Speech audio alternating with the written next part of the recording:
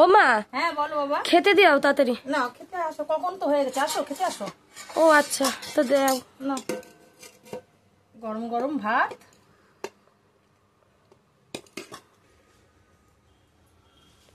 আর কি এটা লাউয়ের খোসা দিয়ে তিতো বানিয়েছি, উচ্ছে পাতা দিয়ে লাউ খোসা দিয়ে তিতো বানিয়েছি। আম ডাল করেছি,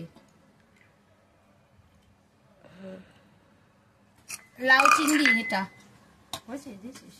এটা লাউ চিংড়ি,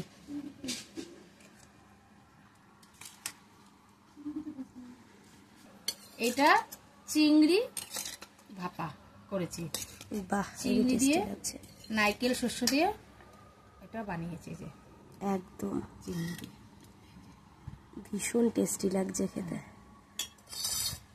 আজকে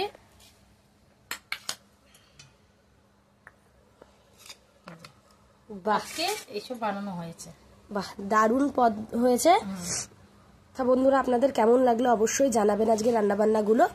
আর যদি ভালো লেগে থাকে অবশ্যই লাইক, সাবস্ক্রাইব, শেয়ার করতে একেবারে ভুলবেন না। যে এইটুকুই, টাটা।